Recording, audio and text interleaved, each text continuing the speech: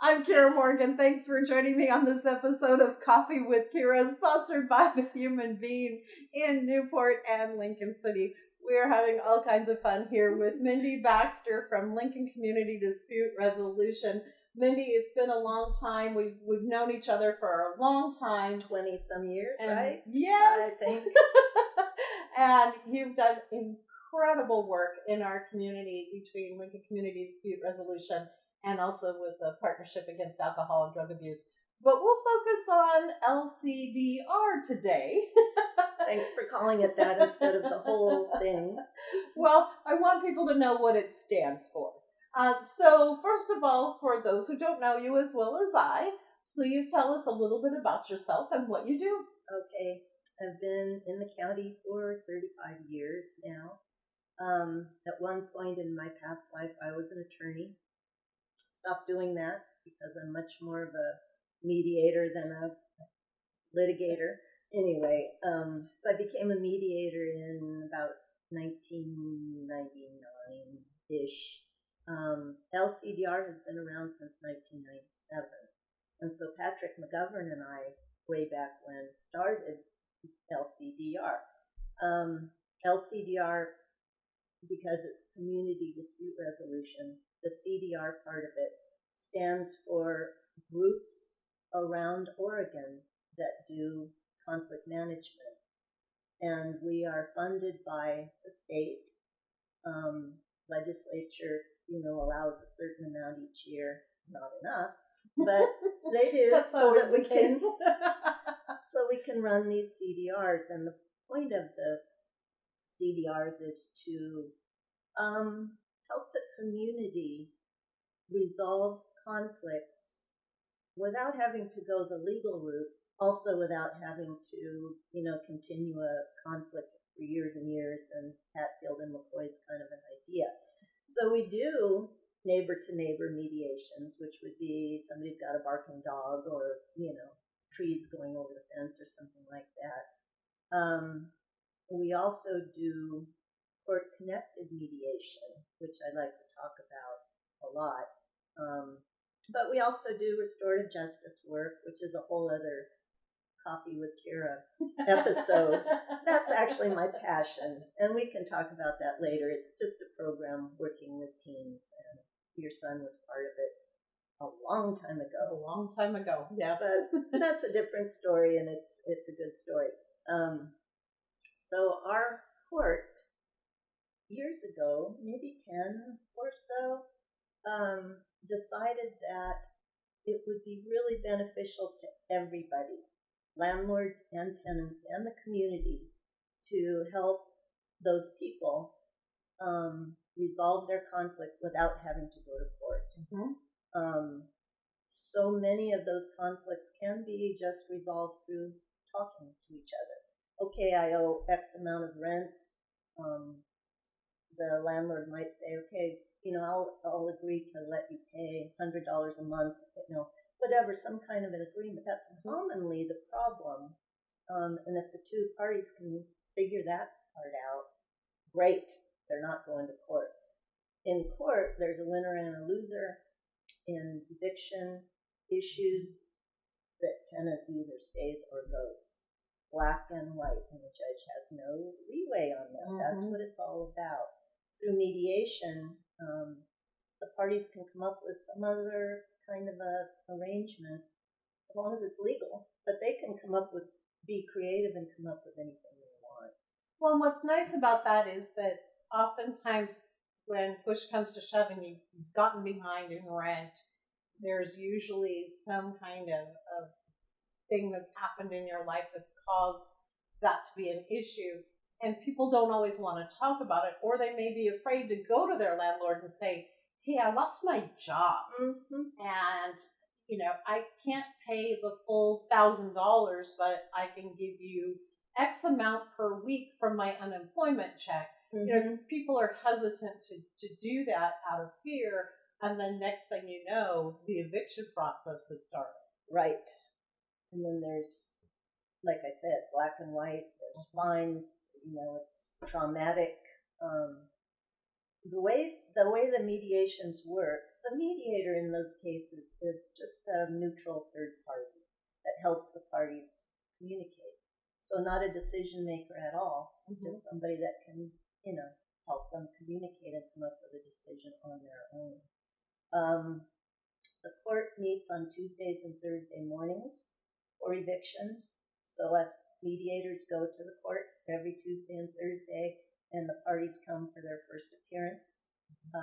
And the judge just sends them into a little room with me or whoever else is there, and they have to put up with me. But that's the way that works. And so there can be, it's mandatory to go into the room with me and in a good faith way talk about, can we resolve this? The resolution isn't forced at all, totally voluntary, but they are required to give it a try, which they do, mostly. So, and then if it's not resolved, then court happens down the road, all the bad stuff that comes with court. But like you said, people more and more are finding themselves in really dire circumstances, ready to lose their housing. And so this process does help. We have resolution about 80% of the time. That's awesome. I know. And it breaks my heart sometimes because someone will come in with a story like you're saying. They've got kids. They don't have a job. Things have happened like happens. And those people, when I'm looking at them, I know that person's going to be homeless. There's nothing we can do. A lot of times there isn't housing available that's affordable. That we know that's a huge problem in Lincoln County. They can't come up with first and last.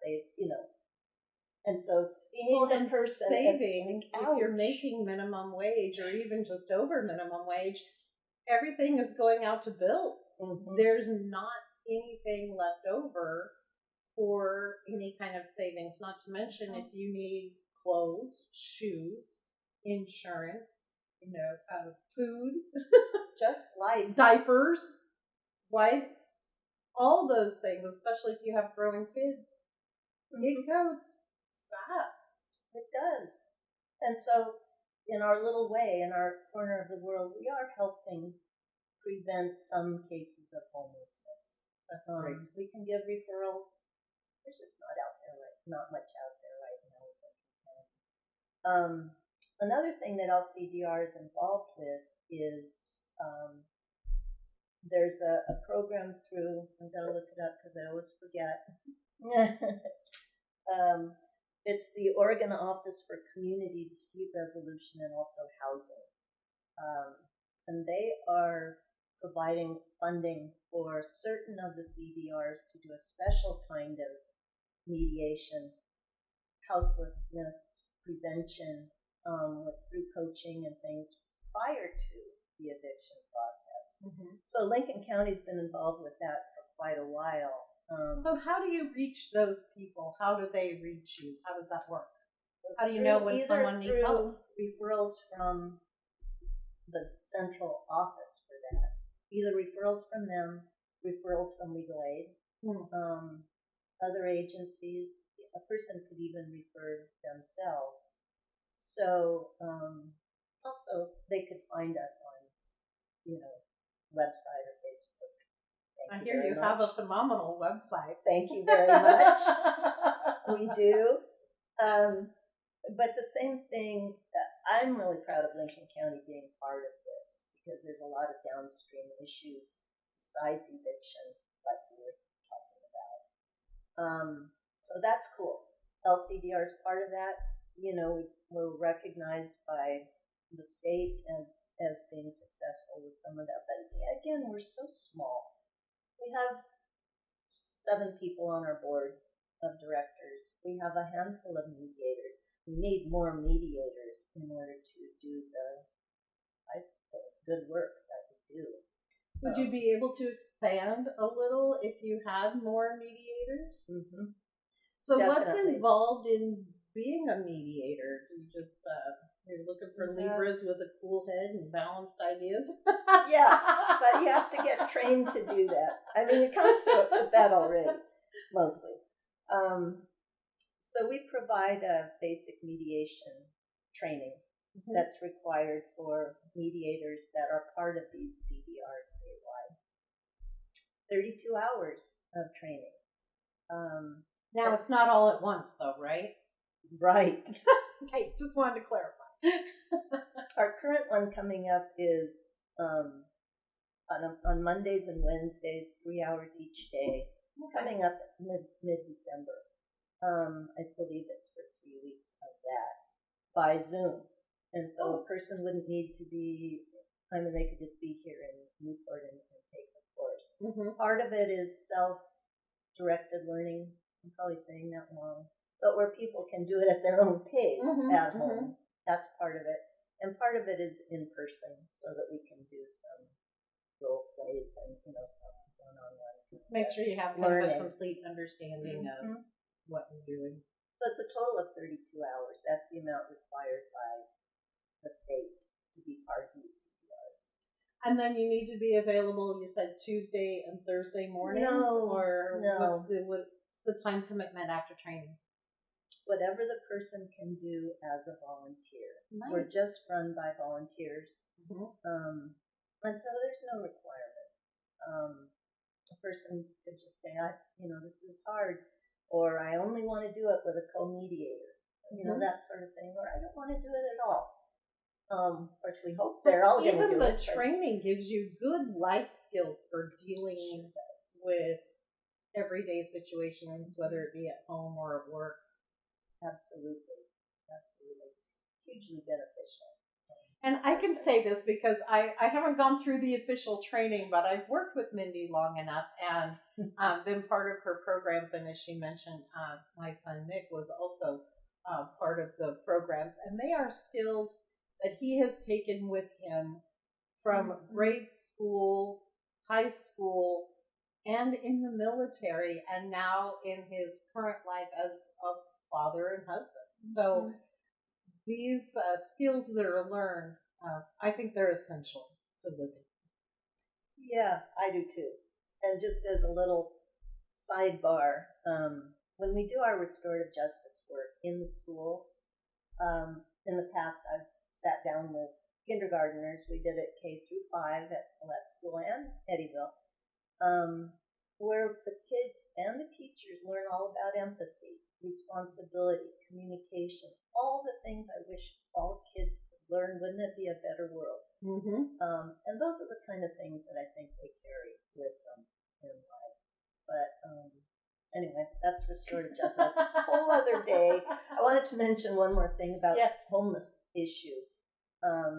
LCDR is receiving a contract from same housing agency through the state, but specifically for manufactured homes and marinas. There's a program with that, specialized mediation in those two areas because it is specialized. There's different landlord-tenant rules for those. And so some of us are trained in that kind of mediation. It's a huge, huge undertaking and so important in this county. Think how many marinas we have. So the idea of that is prevention. So we will be going to the various manufactured home parks, educating landlords and tenants what's available. It's a mandatory mediation program as well, but it's preventative. Let's get some. Now, when you say marinas, is that people who are living on their boats in marinas? Or renting a space for their boat. Okay. Yeah. So it's really cool, and it's been really successful statewide. Again, we're our little corner of the world, and we're doing the best we can. Need mediators for that. We need volunteers. The homeless issue we're all mostly passionate about that and looking for some kind of solutions. It's hard. It is. But I feel like if we each do what we can, it's a step. That's all we can ask for, right? Right. So, Mindy, let's talk a little bit about the restorative justice part. Yay! Okay, I'll let you go. Okay. So restorative justice is just looking at crime or rule breaking in school from a different lens than the traditional system. So it's not about punishment. It's not about holding somebody accountable, rubbing their nose in whatever it was they did. It's helping the person become accountable for what they did. And we define accountability as mostly kids. The kid really, really gets it. Okay, what I did had an impact on other people. My parents, a victim if there is one, myself. And what can I do to heal that harm done? That's accountability. And it also involves connection with the community, not community service, but somehow connecting with a positive community or reconnecting. The idea being if a person feels like part of the community or they're welcome back, much less likely to break a rule again.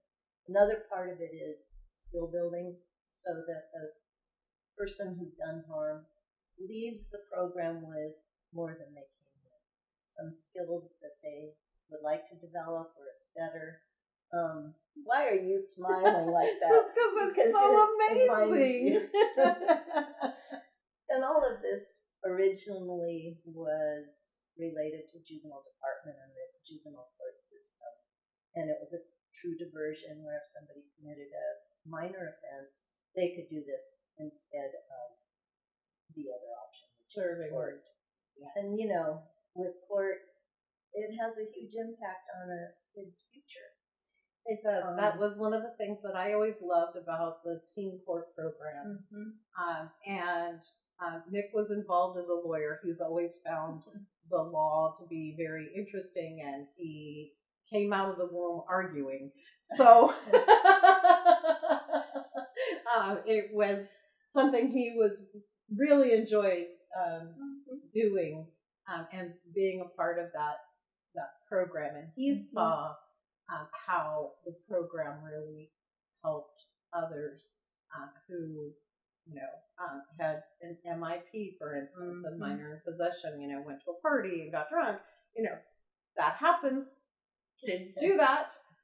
They do. And then to have that MIP on your record and you go to apply for college and they go, yeah, you've got this, so we're not, it can be a stumbling block.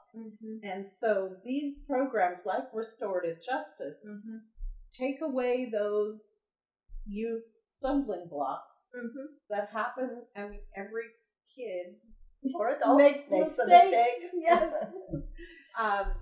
It happens. Mistakes happen. And it's how you handle acknowledgement of those mistakes and move forward.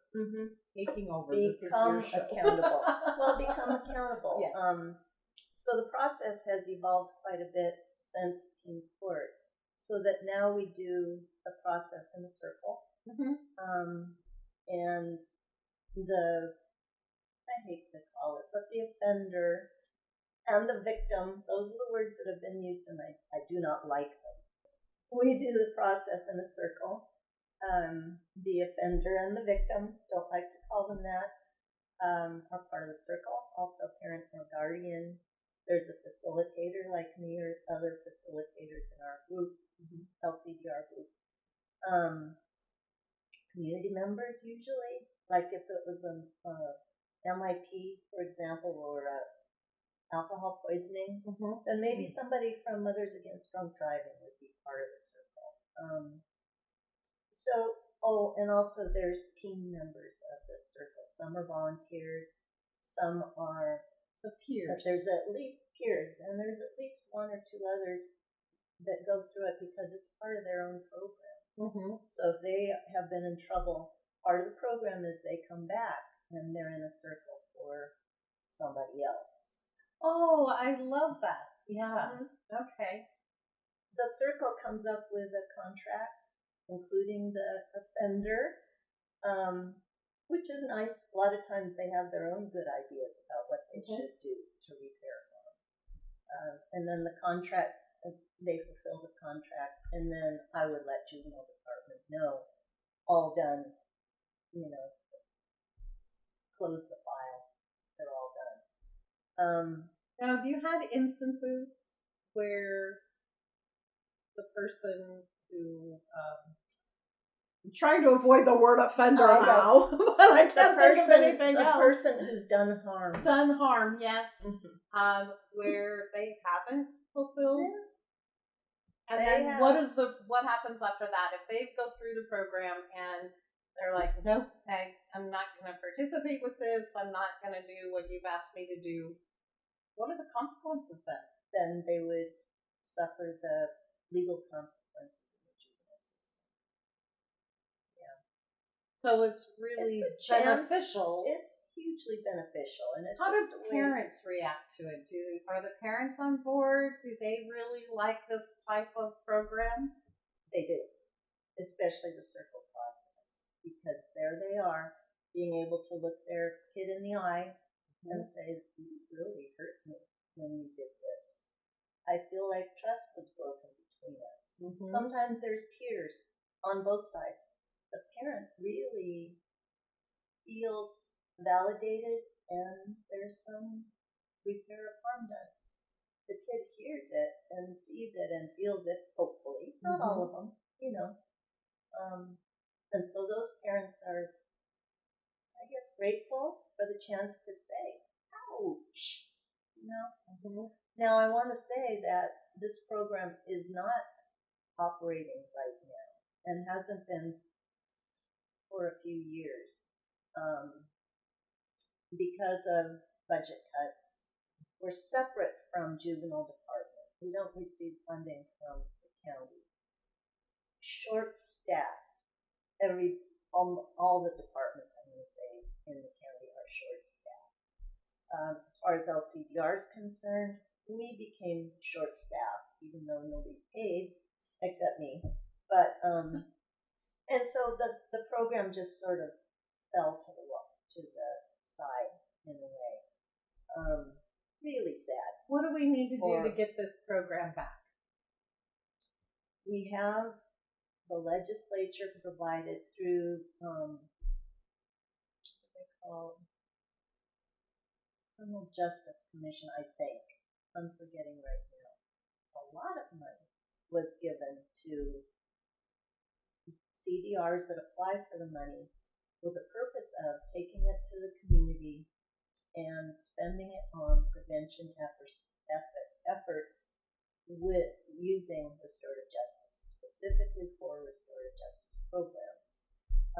There's a community member, Sophia Solano, and she was able to form a LLC to receive the grant monies partially for Lincoln County. Okay. So these are prevention monies it's for kids and adults, but mostly kids at this point. Hope we can get it going again. It takes a certain amount of education for the community. What is this? Well, that's what this program is about, to provide some information to the community about these incredible programs that are so essential for our community. Right. So, helping people know what it is, juvenile department, there's been such a gap with this process related to them and turnover in staff. There is another agency that needs to be educated. What a huge benefit it is to them. So, a lot of education, to answer your question, a lot of education needs to happen. Are Board of Commissioners aware of these programs and the importance of them, and how in the long run it can eventually save them money on their programs? I'm thinking not. They did for sure years ago. Yeah, years ago. Sure. Yeah. But we have new commissioners now, and so maybe we need to go before the Board of Commissioners and provide some education to them about this program. The monies that are coming through Sophia's LLC, it's called Conflict Artistry, is the name of her group. Monies to pay facilitators in restorative justice for these groups. Private referrals or referrals from school or juvenile, not just juvenile. So we're trying. We're working on it. It's not a lost cause, and it's just going to take some time because people really don't know the benefits. They just hear it as a concept, and what is it? They don't know. So Mindy, anything else you want to add about LCDR? How about letting us know a little more about that training or how people can get involved? Yes, the training. LCDR is run on volunteers, by volunteers. The board volunteers everybody. So as much as I would love to have more mediators, it's important for us to do our programming. A person could volunteer to do other things to help out with our Youth Leadership Academy. Okay. That's done with PADA as a partner for years and years. That kind of thing. Or serve on the board. I really need those mediators right now, and so we're going to have a training, and they can, a person could get in touch with us by email. Should I say it? Okay, so it's lcdr1997@gmail.com. 1997 stands for when it started. LCDR 1997.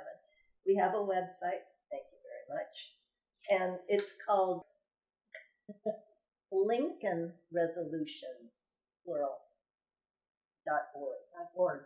And it has a lot of information. It has information specifically about the training, so a person could go there and see it. The training's coming right up. First session is December 11th. Okay. Coming right up. So then it would be